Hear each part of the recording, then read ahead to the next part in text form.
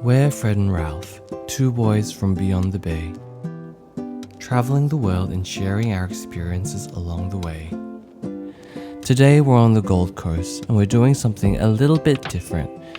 We're visiting the 3 major theme parks and ranking them to see which one comes out on top. We visited during a school holiday weekend in December, and yes, it was busy. But there's also been some major updates across all 3 parks recently, and even though we've visited them plenty of times before, there was still a lot that was new to us. We're ranking each park across 3 categories. Number 1, rides. Number 2, theming. And number 3, operations, otherwise known as ops. So let's get into our ranking. Coming in at number 3 is SeaWorld. SeaWorld is a bit of a hybrid park, half thrill rides, half animal exhibits. When we visited, a few rides were unfortunately down for maintenance, including Trident and Vortex, which already limited the lineup. We were able to ride Leviathan, Storm Coaster, and Jet Rescue. Leviathan was our first time riding, and that first drop definitely gets you.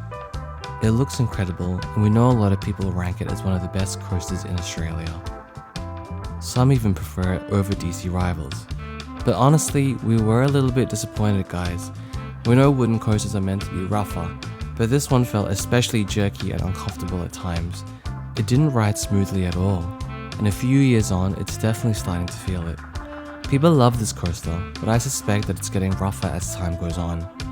Storm Coaster was good, short, fun, refreshing, but also nothing unforgettable. Jet Rescue, though, is still our favorite ride at SeaWorld. It's fast, smooth, whippy, and genuinely fun, even if it is a bit short. Overall, the rides are decent, but there just aren't enough of them to justify a full day, especially when a few are down for maintenance. Theming is one of SeaWorld's stronger points. The marine identity of the park works really well, and the new Atlantis precinct is easily the highlight. The scale, the statues, the atmosphere, it's all very well done. Leviathan in particular builds anticipation brilliantly. You hear the coaster before you see it, feeling it rushing overhead, and by the time you reach the station where the train emerges, the story really lands. Beyond the rides, SeaWorld is also just a beautiful park to walk around. The lagoons, the animal exhibits, and the photo opportunities all add to the experience, especially for families. Let's talk operations. We visited SeaWorld during school holiday, but surprisingly it wasn't that busy. We arrived at rope drop, and even though Leviathan was listed at 15 minutes, we were on within 2 to 3 minutes, which was great. Storm Coaster was also smooth with a wait of about 15 to 20 minutes. Jet Rescue, however, was slow for such a short ride. The wait was around 30 to 40 minutes, but the queue moved very slowly, especially in the heat. Really, there's no excuse for that. The biggest frustration was Trident. We lined up, watched 2 cycles go, then we were seated in the ride vehicles, only to sit there for about 10 minutes in the heat, before being told the ride had closed. We were promised fast track access later, but the ride never actually reopened. So overall, operations at SeaWorld were a mixed bag.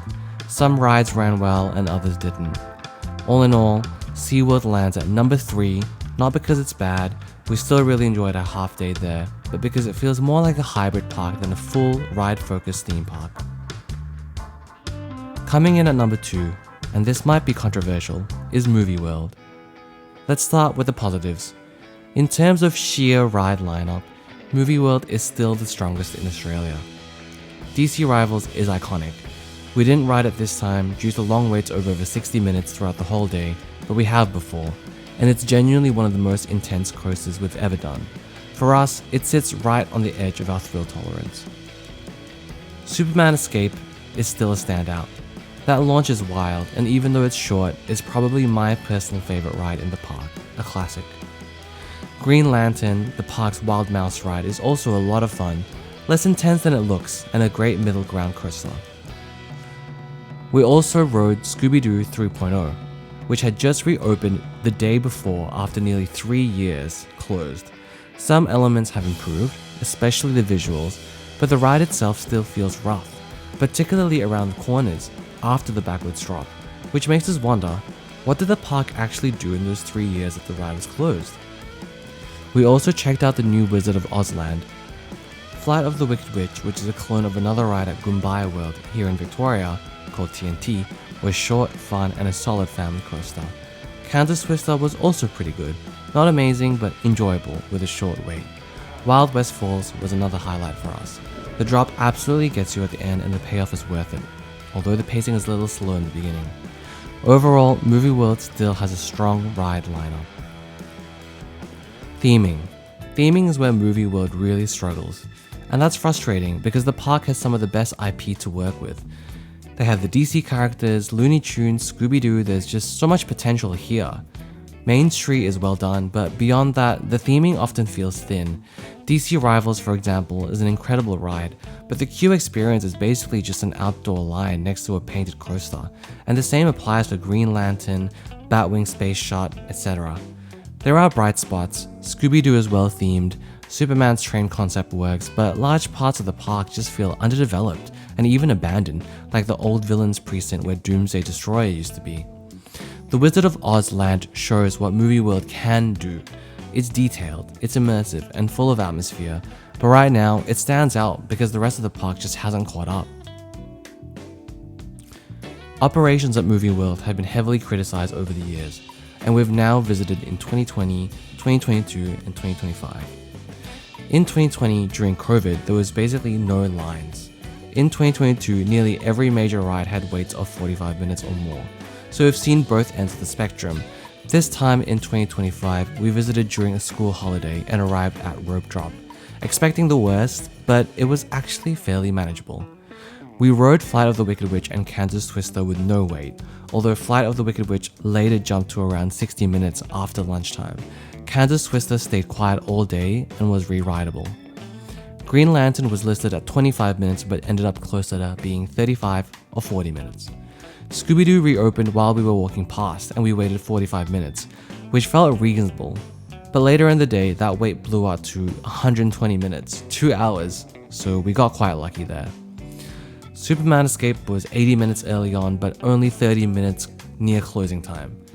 DC Rivals sat between 50 and 70 minutes all day, so we skipped it. Wild West Falls was the worst of the lot, unfortunately. It was advertised at 20 minutes when we got there, but closer to 55 minutes in reality, with only one log flume running. Just, so slow. Movie World's ops were better than expected, but still inconsistent. It gets a pass, but it's not a standout. Overall, Movie World gets a credit. It's definitely not terrible, it's still a lot of fun, but there's a lot of room to improve. Some parts of the park felt abandoned and soulless. Overall, it's still a relatively enjoyable day out. And now, our number one park on the Gold Coast, and this surprised us, but our top theme park is Dreamworld. Let's get into the rides at Dreamworld. We started with Steel Taipan, and the wait was brutal. We waited almost 90 minutes straight off the bat, but the ride completely delivered. For me, Steel Taipan is better than Leviathan and more enjoyable than even DC Rivals. It hits the perfect balance, thrilling without being overwhelming. The launch, the inversions, the pacing, it's excellent and easily my favorite coaster of the trip. And mind you, I did not want to like this ride because we had to wait so long, but it was so good. Jungle Rush was another standout. The ability to ride forwards or backwards is fun, but what really impressed us was the theming. It's a family coaster, but one that still packs a punch. We also did Sky Voyager, which was surprisingly immersive and really well executed. Motor Coaster gets a bad reputation, but honestly, it wasn't that bad. Don't get me wrong, I doubt it's going to win any award for Best Roller Coaster of the Year, but it's still fun and not as painful as I thought it would be. Now, theming is where Dreamworld really shines. From the moment you walk in, there's atmosphere, music, characters, energy. Kenny and Belinda's Dreamland feels alive. The bananas and pajamas are wandering about, and even simpler rides make an effort with storytelling. Rivertown is genuinely impressive, and Jungle Rush's queue feels like something straight out of Disneyland or Universal. The lighting, the theming, the mysticism. It's immersive from start to finish, and a really great addition to the park. Dreamworld also has the animal areas, koalas, kangaroos, cassowaries, crocodiles, Tiger Island. This adds another layer to the experience and gives the park a uniquely Australian identity.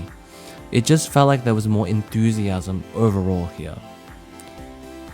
Let's be honest, starting the day with a 90-minute wait for Steel Taipan is rough, and that really hurt first impressions when it came down to ops. That said, things improved as the day went on. We waited 30 minutes for Jungle Rush the first time, then rode it 2 more times with no wait at all later in the day. After about 3 PM, the park noticeably emptied. Motor Coaster unexpectedly had a wait of around 40 minutes. Overall, operations at Dreamworld were also a mixed bag. None of the 3 theme parks completely nailed the ops, but one surprise was that Dreamworld actually felt like the busiest park of the 3, despite what we'd heard online. So here's our final ranking. In first place is Dreamworld. This was the biggest surprise of the trip. Strong rides, excellent theming, and an atmosphere that made it feel like a complete theme park experience. Dreamworld has had a rough history since the tragic accident in 2016. I won't go into detail about that, it was awful and a lot has already been said. Because of that, I think I was always a bit hesitant to visit Dreamworld as an adult. There was a fear factor, and honestly a part of me didn't want to support a park that had been negligent at that point in time. But I gave it a chance, and I don't regret it. It genuinely feels like Dreamworld has worked hard to rebuild trust and create a better experience for all. In second place is Movie World. Still the best thrill ride lineup in Australia, but sadly it's lost some of its magic from yesteryear. I used to love this park as a kid, and the potential is huge. We're rooting for it to find that spark again. And in third place is SeaWorld. Something had to come in third, but it's still a beautiful, enjoyable park that works especially well for families. It's more of a half-day hybrid experience than a full theme park day though. So that's our ranking. Let us know what you guys think. Do you agree? Do you disagree? Despite all that we've discussed, we still love visiting all 3 parks, and we're genuinely rooting for them to all keep improving. If you enjoyed the video, don't forget to like, subscribe, comment, and hit that notifications bell. We're Beyond the Bay. Until next time.